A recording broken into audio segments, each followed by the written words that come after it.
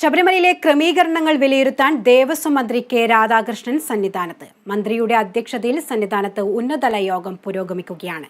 ശബരിമല തന്ത്രി ഉൾപ്പെടെയുള്ളവരെയും ദേവസ്വം മന്ത്രി കാണും. ഇന്നലെ പമ്പ, നിലയ്ക്കൽ, എരുമേലി എന്നിവിടങ്ങളിലെ ഒരുക്കങ്ങൾ മന്ത്രി വിലയിരുത്തിയിരുന്നു. വിവരങ്ങൾ നൽകാൻ സന്നിധാനത്ത് നിന്നും നിതിൻ പ്രഭാകരൻ നമ്മളോടൊപ്പം ചേരുന്നുണ്ട്. നിതിൻ, മന്ത്രി കെ രാധാകൃഷ്ണനുമായി നേതൃത്വത്തിലുള്ള യോഗം ഇപ്പോഴും പുരോഗമിക്കുകയാണോ? എന്തൊക്കെയാണ് വിലയിരുത്തലാണ് ഇപ്പോൾ നടക്കുന്നത്?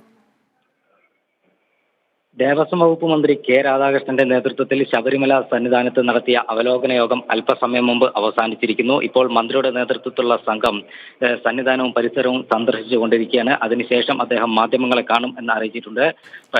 ശബരിമലയിലെ ഭക്തജന തിരക്കുമായി ബന്ധപ്പെട്ട് നിരവധി ആക്ഷേപങ്ങൾ ഉയർന്ന സാഹചര്യത്തിലാണ് ഇത്തരത്തിൽ ഒരു യോഗം സന്നിധാനത്തും അതോടൊപ്പം ഇന്നലെ പമ്പയിലും എരുമേലിയിലും നിലയ്ക്കലിലും വിളിച്ചു ചേർത്തത്. ഇതിന്റെ അടിസ്ഥാനത്തിൽ ആണ് അദ്ദേഹം ഇന്നലെ പുലർച്ചയോടുകൂടി തന്നെ ശബരിമല സന്നിധിയിലെത്തി. ഇന്ന് രാവിലെ യോഗം ആരംഭിക്കുകയായിരുന്നു.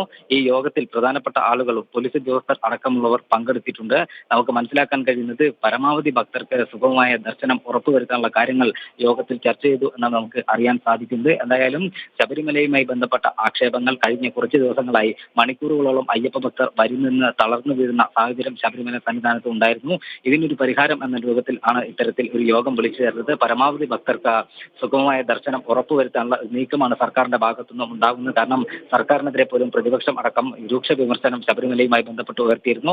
അതുകൊണ്ട് തന്നെയാണ് മുഖ്യമന്ത്രിയുടെ നിർദ്ദേശാനുസരണം ഇത്തരത്തിൽ മന്ത്രി ഒരു യോഗം വിളിച്ചു ചേർത്തത്. ആ യോഗം സന്നിധാനത്ത് വ്യക്തമാണ്. സന്നിധാനത്ത് ദേവസ്വം മന്ത്രിയുടെ നേതൃത്വത്തിലുള്ള അവലോകന യോഗം പൂർത്തിയായിരിക്കുന്നു. മന്ത്രിയുടെ അധ്യക്ഷതയിലാണ് അവലോകന യോഗം ചേർന്നത്.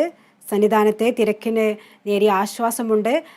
സുഗമമായി ഭക്തർക്ക് സന്നിധാനത്തേക്കുള്ള പ്രവേശനം സുഗമമാക്കാനുള്ള കാര്യങ്ങളൊക്കെ യോഗം വിലയിരുത്തി എന്നാണ് അറിയാൻ കഴിയുന്നത്. വിശദാംശങ്ങളാണ് നിതിൻ നൽകിയത്.